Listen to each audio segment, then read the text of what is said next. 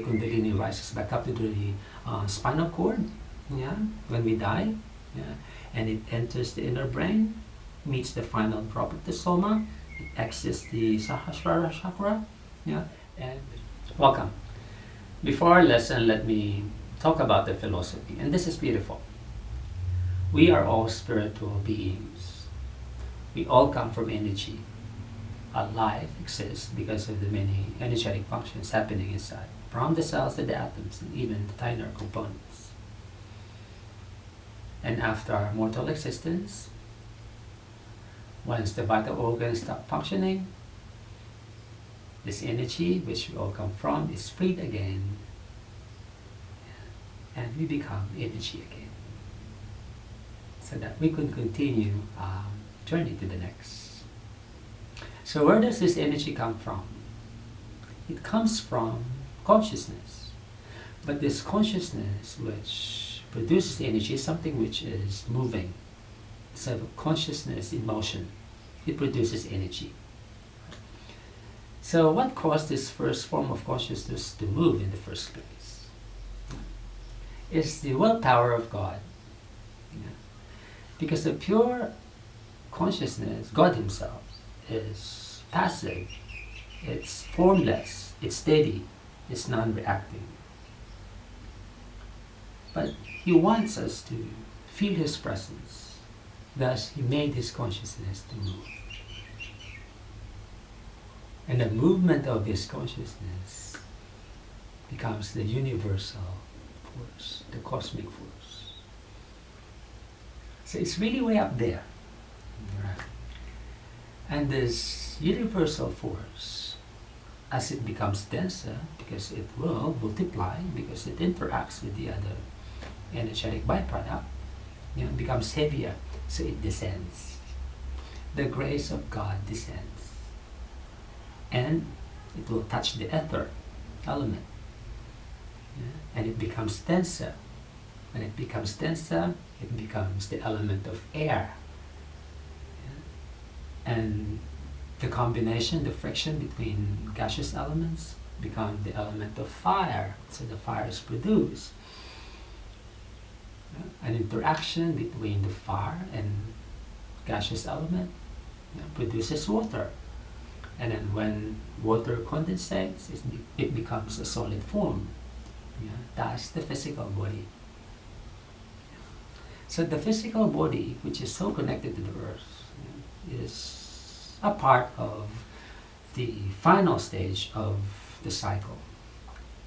So from pure, from passive, it goes denser, heavier, until it becomes this.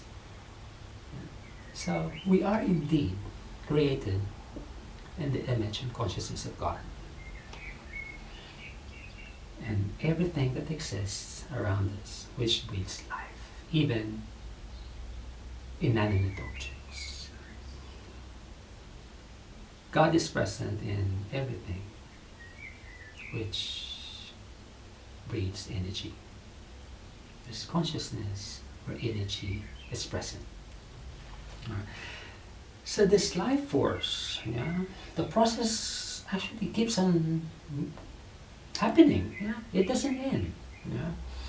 And we don't have to go far. Inside our body it happens all the time, every time, when we breathe. So this life force is energy which is within the breath, the gaseous air that we inspire, enters the nostrils. And then from the nostrils, it goes straight to the top of the spine, the medulla oblongata. And then from there, a big chunk of it goes to the inner brain to nourish the brain cells, which then becomes the cerebral fluid, the soma. And it will remain there to nourish a nervous system until such time that we are able to stimulate the inner brain so we could partake to the soma. It descends willingly. But in normal situation, it stays inside, right? And the rest of the life force which comes from the breath that we inspire, goes down to the bottom regions of our spine, inside the spinal cord. So the spine is our main connection to God. It's the pathway, to experiencing God. And within the spinal cord, we have the 6 chakras. So from the Ajna all the way to the Muladhara chakra. And as the energy goes down, it gets heavier and denser, until it becomes so heavy, it gets trapped inside the hips. Right? For it will lie down there dormant, untouched, for the rest of our mortal existence. For most of us, it's the Kundalini energy now. So the Kundalini energy is the gross form of the energy coming from above. So from this passive, formless state, it goes heavy all the way down to becoming a solid state.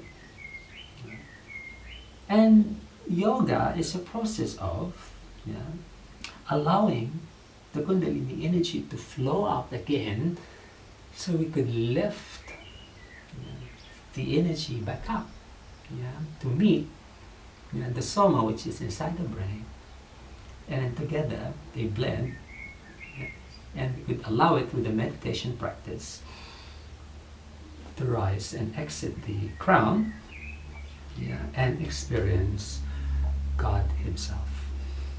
The process, what we call absorption.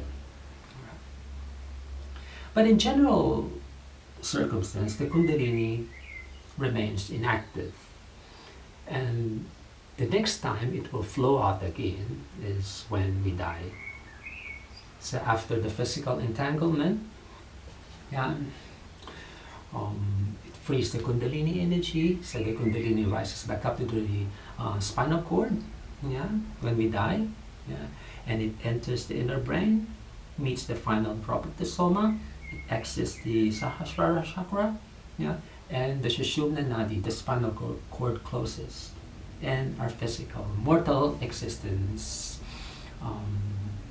ceases, but our consciousness remain alive, to carry on its next mission. So that's the process of yoga. Awakening the dormant Kundalini energy so it could rise up. So as living individuals, we could experience God while we're fully awake, while breathing, while feeling, while touching, while seeing. But it's difficult to awaken the Kundalini. Not that we're not capable of doing it, but there are many things surrounding our life that priorities are, of course, given to things which are important to not just of our own well-being, but of course of the people around us. Because awakening the Kundalini will require us to really make the body strong, the energetic system. It will require time, commitment, dedication. Not only that, as on the subconscious start to manifest, it will awaken as well the hidden karmas, which might not agree with the situation we are currently at. Our beliefs, our upbringing.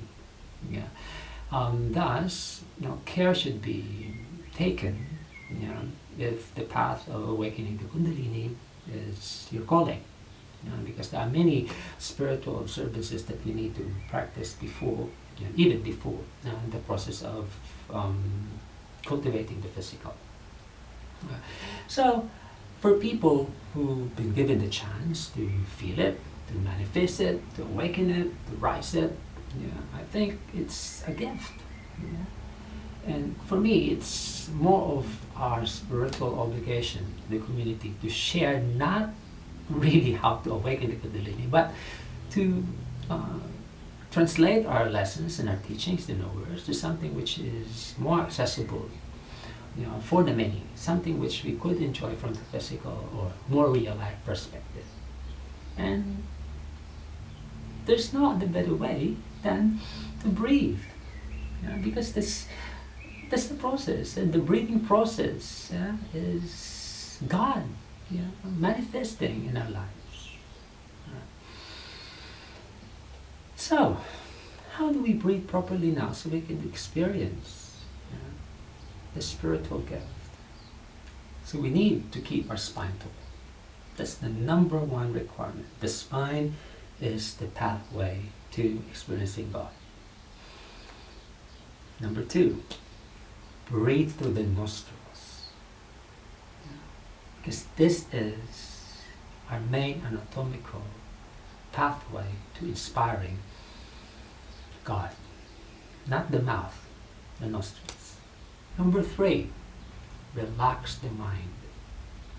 If the mind is restless, we can't focus on the sensations of the breath. Number four, be happy, be content. If we are angry, if we are sad, if we are unhappy, our heart works faster. Our lungs can't breathe to its full potential. Number five, develop your body. Because the body should be strong to withstand sitting up tall. So after a few minutes, if you feel the low back starts to feel heavy, that means you need to do your share of strengthening the physical body. You don't have to do complex ones. Just the basic component of strengthening will suffice. And allot time. 5 minutes. Start from there and build it up from there. It's not being selfish. If you're healthy, then you will be happy. You worry less. And you will have more time to spend with your loved ones. So the next time you breathe, feel it. Breathe through the nostrils. Open the spine. And then feel the sensation rise from the hips up. And then hold the grace of God inside for a few seconds. And exhale completely all the way down to your hips. Really finish the exhalation. And at the bottom of it, pause. And then open it again for your next breath. So a few minutes every day is not too much for something which is long-lasting, meaningful for your health, for your well-being, and for your peace. Till the next time. Namaste.